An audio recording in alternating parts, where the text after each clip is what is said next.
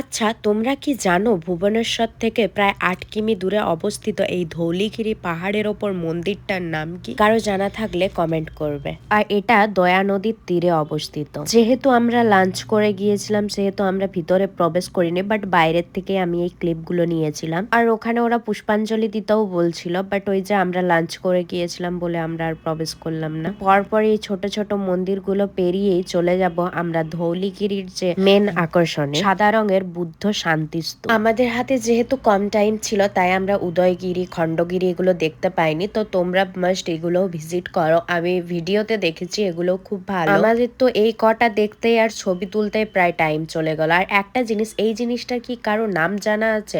আমি ওটা উড়িষ্যাতেই ট্রাই করলাম। আমি কলকাতাতেও খাইনি, বাঁকুড়া, আসানসোলেও কোথায় খাইনি। তারপর আমরা গেলাম নন্দনকানন জুলজিক্যাল পার্ক। আমরা 4টার পর গিয়েছিলাম বলে আমরা ওখান থেকে কোনো গাড়ি বা কিছুই পাইনি, বাসও ছিল না ওখানে। তো হেঁটে হেঁটে যতটা ঘুরতে পারলাম, যতটা দেখতে পারলাম ওই আর কি। ময়ূর পাখি আর কতগুলো বাঘ, সিংহ ওইগুলোই দেখেছিলাম। এখানে আবার হাঁসও রাখা আছে। ভাই, আমাদের গ্রামে গঞ্জে তো হাঁসগুলো কক কক করে রাস্তায় ঘুরে বেড়ায়, আর এদের এখানে হাঁসগুলোকে এত ভিআইপি ভাবে রেখেছে, সাথে মুরগি, দেশি মুরগি। গ্রামে গঞ্জে তো ওগুলো তো রাস্তায় ঘুরেই বেড়ায়। আমি ভাবছি আমার মতো মানুষেরা যারা টিকিট করে, টাকা দিয়ে টিকিট করে এই হাঁস মুরগি দেখছে, তাদের অবস্থাটা।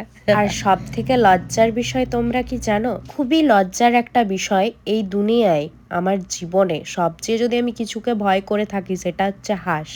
আর এরা যেহেতু 4টার আগে এসেছিল তাই এরা গাড়ি পেয়েছিল। এই পার্কটা হেঁটে হেঁটে ঘোরার জন্য নয় ভাই, একটা রাস্তায় ঢুকবে তো আরেকটা রাস্তায় বেরিয়ে পড়বে, এটা গাড়িতেই বেস্ট। আর এই পার্কে গেলে আমাদের মতো ভুল করো না, 4টার আগেই যাবে। বাঘগুলোকে দেখো, ওরা তো দাঁড়িয়েই ছিল না, একটা ফটোও ভালো করে নিতে পারিনি।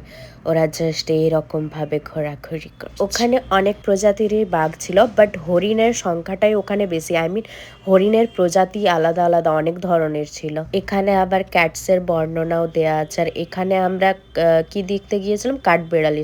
তারপর এখানে এই যে আমার বন্ধুর সাথে দেখা করতে গিয়েছিলাম। সিংহটাকেই তো দেখতে পেলাম না ভালো করে, দাঁড়াচ্ছেই না কোথাও। বলছিলাম, ও সিংহ মামা তোমার এত তাড়া কিসের, একটু দাঁড়াও না, তোমার মুখটা একটু দেখতেই দাও না। কিন্তু কি করব, দেখতে তো আর দিলই না, আমার কথাই শুনলো না। অ্যান্ড লাস্ট আমরা 7:30 নাগাদ গিয়েছিলাম লিঙ্গরাজ টেম্পল। আমরা যেদিন থেকে পুরী গেছি সেদিন থেকে এই টেম্পলে যাওয়ার ইচ্ছেটা খুবই ছিল, আর আমরা সত্যিই লাস্ট পর্যন্ত গিয়েছিলাম।